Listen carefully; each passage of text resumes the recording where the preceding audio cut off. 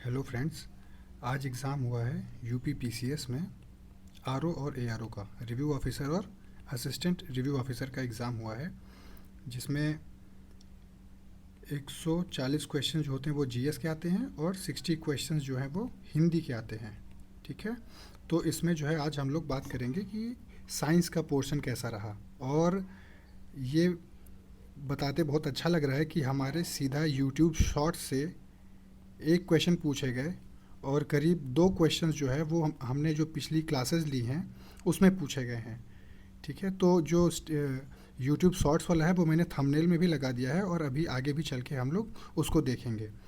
लेकिन अभी साइंस के जो क्वेश्चंस इसमें पूछे गए हैं, है ना, जिसका लेवल काफ़ी अच्छा होगा, आप समझ सकते हैं, जिसका जो जो एग्ज़ाम हम लोग टारगेट कर रहे हैं, लैब अटेंडेंट, जेएसए वगैरह, जेएसए है, एमटीएस है, इन सब से तो काफ़ी ऊपर का लेवल है, क्योंकि यूपी पीसीएस आरओ एआरओ का एग्ज़ाम कोई इजी टास्क नहीं है। तो इसके बारे में हम लोग देखते हैं कि कैसे सवाल पूछे गए हैं। आपके लिए हमने हाईलाइट कर रखे हैं। जैसे ये सवाल देखिए, in which of the following questions select the relate in the following question select the related word pair from given alternatives. जैसे ट्यूबरक्लोसिस किसको अफेक्ट करता है? लंग्स को। सिमिलरली टाइफाइड से कौन सा बॉडी ऑर्गन जो होगा वो अफेक्टेड होगा? वो होगा इंटेस्टाइन को। ठीक, ये क्वेश्चन। और देखते हैं साइंस का कैसा रहा। साइंस के क्वेश्चंस मैंने हाईलाइट कर रखे हैं पहले से। आप ये देखिए, जैसे विच of the following is not a luminous object. ठीक है, वो ऐसा कौन सा ऑब्जेक्ट है जिसके पास अपनी खुद की रोशनी नहीं होती है? तो फ्लेम ऑफ कैंडल इसके पास होती है, सन के पास अपनी लाइट होती है, इलेक्ट्रिक लैंप के पास होती है, मून के पास नहीं होती है। तो ये डायरेक्टली एनसीईआरटी बेस्ड क्वेश्चंस हैं, ये भी कवर किया गया है। आगे देखिए, the distance at which the average radius of earth's orbit subtends an angle of one arc is known as 1 parsec. ये भी मैंशनड है। Which type of mirror is use in headlight of car.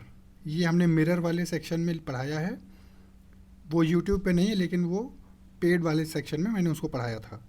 तो इसमें आप ये देखिए कि the type of mirror use in the headlight of a car is concave mirror.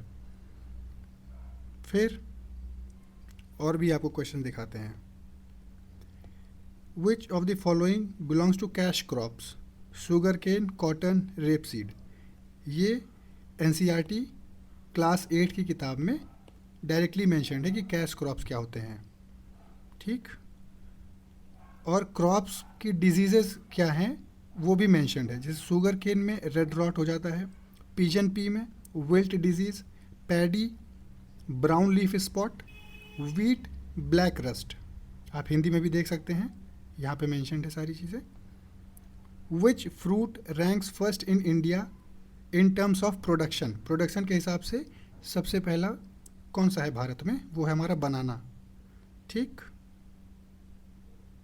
और क्वेश्चन ये देखिए, इन्वायरमेंट से एक क्वेश्चन पूछा गया, the name of the scientist who proposed the 10% rule. वो कौन है? लिंडमैन। अब ये 10% रूल होता क्या है कि अगर हम एक पिरामिड बनाएं, पिरामिड ऑफ एनर्जी, इसको क्या बोलते हैं? Pyramid of energy.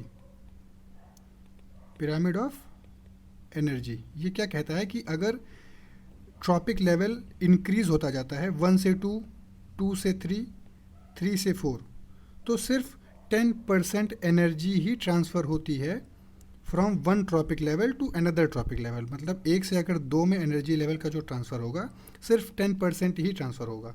फिर 2 से 3 की ओर जब एनर्जी ट्रांसफ़र होगा वो सिर्फ 10% ही ट्रांसफ़र होगा। और 3 और 4 पे जो ट्रॉपिक लेवल पे एनर्जी ट्रांसफ़र होगा वहाँ पे भी सिर्फ 10% एनर्जी ही ट्रांसफ़र होगा। और ये जो रूल दिया था वो लिंडमैन ने दिया था, है ना। अब जैसे ट्रॉपिक लेवल 1 पे होते कौन से हैं?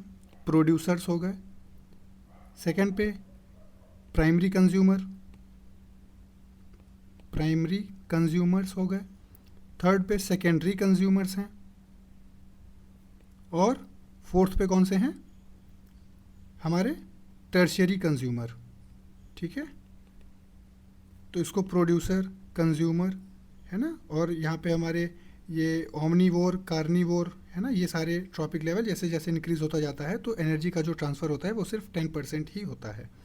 इसमें एक और कॉन्सेप्ट आता है जिसको बोलते हैं बायोमैग्निफिकेशन। ये बायोमैग्निफिकेशन जो है ये भी इन्वायरमेंट के टॉप चैप्टर में मेंशन्ड है। बायोमैग्निफिकेशन से एक क्वेश्चन पूछा जाता है कि वल्चर जो गिद्ध हैं उनकी डेथ क्यों हो रही है हमारे इंडिया में, because of the use of sodium diclofenac. Sodium diclofenac जो कि हम लोग अपने गाय को, भैंस को ये सुई लगा देते हैं, और वो जब वल्चर उनके डेड बॉडी को खाते हैं तो ये डाइक्लोफेनैक सोडियम उनके किडनी को अफेक्ट करते हैं और किडनी उनकी फंक्शन नहीं कर पाती है, जिनकी वजह से उनकी डेथ हो जाती है। तो वल्चर्स का डिक्लाइन हैवी रेट पे हुआ है इंडिया, पाकिस्तान, बांग्लादेश, नेपाल वगैरह में, है ना इधर। तो it is because of sodium diclofenac. ये क्वेश्चन पूछा गया।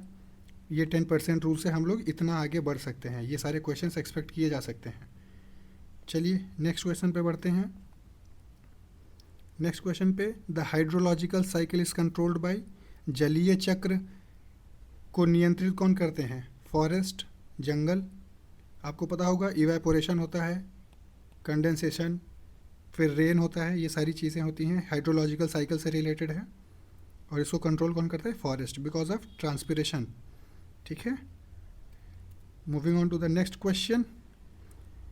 Plants that tolerate a wide range of temperature throughout the year are called eurythermal. ठीक है, वे पौधे जो वर्ष भर में तापमान के एक विस्तृत विस्तार को सह लेते हैं वे क्या कहलाते हैं? यूरीथर्मल कहलाते हैं। ठीक, चलिए नेक्स्ट क्वेश्चन देखते हैं हम लोग।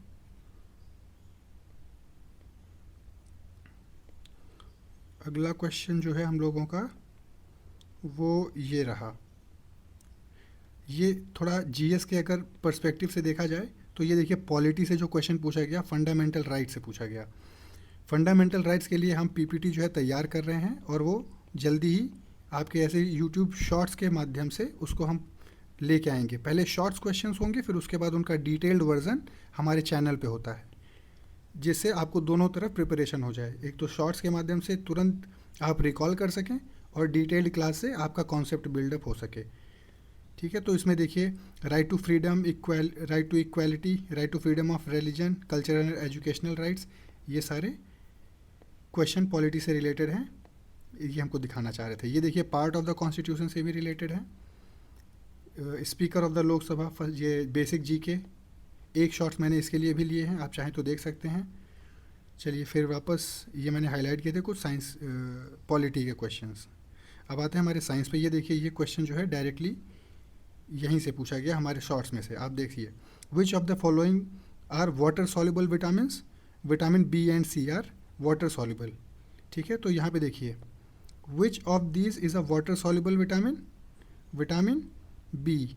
यहाँ पे देखिए, मैंने बी और सी बताया था। बी एंड सी ये जो है वाटर सॉल्युबल हैं, और ये जो ए डी ई और के जो लिखा है, ए डी ई एंड के, ये फैट सॉल्युबल हैं, वसा में घुलनशील हैं ये सारे विटामिन्स, और ये वाटर सॉल्युबल हैं। तो ये मैंने शॉर्ट्स में बताया था, आप चाहें तो इसको रिफ़र कर लीजिए। Only study 04 rapid fire questions, 11 questions in 80 second. इस चैनल का पहला शॉर्ट है, लिंक हम प्रोवाइड कर देंगे नीचे। फिर आप देखिए next question, which of the following part of brain is known as little brain? किसको बोलते हैं? सेरेबेलम को। Knock knee syndrome results due to the pollution of किससे? फ्लोराइड से। नॉक नी सिंड्रोम, फ्लोराइड्स हमारे बोन्स को अफेक्ट करता है, जिनसे बोन हमारे बेंड हो जाते हैं। ठीक है, तो उनसे हमको जो दिक्कत होती है वो उसको नॉक नी सिंड्रोम कहते हैं। Blood is a type of connective tissue. Blood को क्या बोलते हैं? फ्लूइड कनेक्टिव टिश्यू है वो। क्या है? Fluid connective tissue. इसका मतलब क्या होता है कि वो फ्लूइड है, बह सकता है, और वो सारे ऑर्गन को, जैसे किडनी को, वो कनेक्ट करता है हमारे ब्लड में जो वेन्स हैं, आर्टरीज़ हैं, वहाँ से फ़िल्टर करके जो ब्लड्स है वो वेन्स में आती हैं, और वेन्स के बाद वो हमारे हार्ट में जाती हैं, और हार्ट के बाद जो ब्लड है वो पंप होके और भी लीवर में, है ना, गाल ब्लैडर, किडनी और इंटेस्टाइन, ये सारी जगह पे ब्लड जो है मूव करती है और वो कनेक्टेड रखती है इन सब चीज़ों को। तो blood is a connective tissue, और to be more specific blood is a fluid connective tissue. ठीक है। और ये क्वेश्चन देखिए रीज़न असर्शन से थे। ये एक असर्शन है, फिर रीज़न है। Amphibians can tolerate mixing of oxygenated and deoxygenated blood. Yes, amphibians मतलब जो हम लोग हैं, जो टेरेस्ट्रियल ज़मीन पे भी रह सकते हैं और वाटर में भी रह सकते हैं, तो we can tolerate mixing of oxygenated and deoxygenated blood. ठीक है। इसके बारे में हम लोग प्रॉपर बात करेंगे कि ऑक्सीजनेटेड और डीऑक्सीजनेटेड ब्लड क्या होता है। फिलहाल थोड़ा सा समझ लीजिए कि ऑक्सीजनेटेड ब्लड वो होता है कि जिस ब्लड में ऑक्सीजन प्रेजेंट हो तो उसको बोलेंगे ऑक्सीजनेटेड ब्लड, और जिस ब्लड में ऑक्सीजन एब्सेंट हो तो उसको क्या बोलेंगे, डीऑक्सीजनेटेड ब्लड। ऑक्सीजनेटेड ब्लड जो है हम लोग हमारी जो ऑर्गन्स हैं वो यूज़ करती हैं सेल्स को परफॉर्म करने के लिए, सेल्स को एनर्जी मिलती है। और डीऑक्सीजनेटेड ब्लड जब सेल एनर्जी यूज़ कर लेती है उसके बाद जो ब्लड होता है वो बाहर सर्कुलेटरी सिस्टम में आता है, तो उसको हम लोग क्या बोलते हैं, डीऑक्सीजनेटेड ब्लड। और ये ऑक्सीजनेटेड ब्लड, ये सारे ऑक्सीजनेटेड ब्लड हार्ट पंप करती है to the various organs of the body, और डीऑक्सीजनेटेड ब्लड लंग्स के पास जाता है कि वो वहाँ से CO2 दे और ऑक्सीजन वापस से ब्लड में एब्जॉर्ब हो जाए, फिर वो रेस्ट ऑफ द बॉडी वो रिवॉल्व करता है। इसके बारे में और अच्छे से बात करेंगे, ये भी शॉर्ट डिस्क्रिप्शन दे दिया आपको कि थोड़ा बहुत आप समझ सकें। फिर नेक्स्ट क्वेश्चन देखते हैं। Deficiency of which of the following element causes yellowing and poor growth of plants. तो वो कौन सा है डिफिशियंसी की वजह से जिनसे poor growth of the plants होता है, नाइट्रोजन। ठीक है। ये देखिए, ये जो मैक्रो और माइक्रो न्यूट्रिएंट्स होते हैं ये सारे जो है NCERT में एकदम क्लियरली विजिबल है। हाँ, क्लियरली विजिबल तभी हैं जब आप उनको ध्यान से पढ़ेंगे, अदरवाइज़ आप लोग मिस कर सकते हैं ये सारे पॉइंट्स। तो उसके लिए हम हैं, हम आपका ये जो प्रॉब्लम है ये हम सॉल्व करेंगे। Deficiency of which of the following element cause yellowing and poor growth of the plants, nitrogen. Which of the following is not a rabi pulse crop, French bean, same की फली। बाकी ये सारी चीज़ें क्या हैं, रबी पल्स क्रॉप हैं। ठीक है। दलहन फसल नहीं है तो उसमें से सेम की फली। फिर next question, what is hydroponics. Hydroponics क्या होता है, growing a plant without soil, बिना मिट्टी के पौधे को उगाने को हम लोग क्या बोलते हैं, हाइड्रोपोनिक्स। अब देखिए नेचुरल सोर्स और एसिड्स क्या होते हैं, इसमें कौन से एसिड्स पाए जाते हैं। जैसे विनेगर में है एसिटिक एसिड, है ना। और लैक्टिक एसिड किसमें पाई जाती है, दूध या दही में लैक्टिक एसिड मिलता है। टैमरिंड में क्या होता है, टार्टरिक एसिड होता है। नेटल स्टिंग में क्या होता है, मिथेनोइक एसिड होता है। ठीक है। फिर नेक्स्ट क्वेश्चन देखिए, फोटोसिंथेसिस से रिलेटेड क्वेश्चन है। ठीक है। फोटोसिंथेसिस से the radiation energy of sunlight is converted into chemical energy and stored in food materials. ठीक है। प्रकाश संश्लेषण में सूर्य के प्रकाश की विकिरण ऊर्जा को रासायनिक ऊर्जा में बदलकर खाद्य पदार्थों में संचित किया जाता है। Yes, completely true. The final product of photosynthesis is glucose sugar which soon turns into starch. ठीक है। प्रकाश संश्लेषण का अंतिम उत्पाद ग्लूकोज शर्करा है जो कि शीघ्र ही स्टार्च में बदल जाती है। तो both assertion and reason are true and R is the correct explanation of A. ठीक है। अभिकथन ए और कारण आर दोनों सत्य हैं और कारण आर अभिकथन ए की सही व्याख्या करता है। ठीक है। ये कुछ क्वेश्चंस, साइंस के क्वेश्चंस हमने आपको दिखाए। Which of the following chemicals is use to hasten ripening of fruits. वो कौन सा ऐसा रसायन है जो फलों को शीघ्र पकाने के लिए प्रयुक्त होता है, वो है इथेरल। ठीक है। एक गैस होती है जिसको बोलते हैं acetylene gas. Acetylene gas is used for the ripening of fruits. ये भी एक गैस है, ये ध्यान रखिएगा, ये भी क्वेश्चन पूछे जाते हैं इसके, कौन सी गैस यूज़ की जाती है। ठीक है। तो ये रहे साइंस के क्वेश्चंस जो कि आज ही एग्ज़ाम में पूछे गए।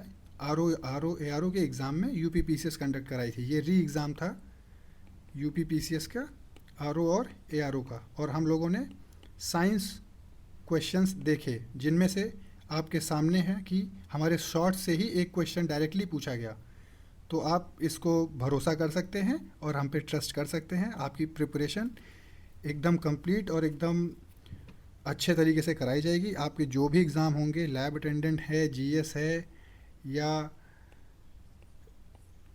एमटीएस के हैं, या जेएसए के एग्ज़ाम्स हैं, वो सारे एकदम अप टू डेट करवाए जाएंगे। आप जीएस के लिए और साइंस के लिए यहाँ से इस निश्चिंत रहिए, पूरी कंप्लीट करवा दी जाएगी यहाँ से, कोई शिकायत नहीं रहेगी आपको। और अगर ये ठीक लगा हो तो चैनल को सपोर्ट करिए। ठीक है, थैंक यू वेरी मच। आप अगली वीडियो में मुलाकात होती है।